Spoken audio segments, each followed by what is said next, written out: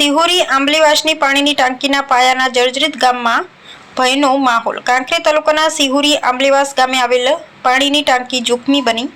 ગામની મધ્યમાં આવેલી આશરે 40 ફૂટ ઊંચી ટાંકીના 2 પાયા જર્જરિત થયા। ટાંકીના પાયામાંથી સિમેન્ટ અને સળિયા બહાર દેખાવા લાગતા તિરાડો સ્પષ્ટ જોવા મળી। સ્થાનિકોનો આક્ષેપ છે કે ટાંકીના બાંધકામમાં હલકી ગુણવત્તાવાળી સામગ્રી વપરાઈ છે।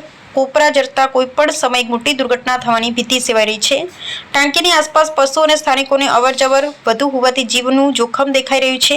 સ્થાનિકોએ તંત્રને વહેલી તકે તપાસ કરી સમારકામ અથવા નવી ટાંકી બનાવવાની માંગ કરી છે। વધારે નુકસાન થાય તે પહેલા તંત્ર પગલાં લે તેવી ગામ લોકોની એક જ માંગ। અહેવાલ રામજીભાઈ રાયપુર, બનાસકાંઠા। લક્ષ્મણ સિહોરીના આંબલીવાસ ગામે જે 40 ફૂટની આશરે ટાંકી છે એના પાયા બહુ ભયંકર સ્થિતિમાં દેખાઈ રહ્યા છે। અત્યારે ડેમેજ છે એટલે અત્યારે અવર જવર વસ્તીની અહીંયા બહુ રહેશે। રખડતા ઢોર પણ એટલામાં ફરતા હોય છે।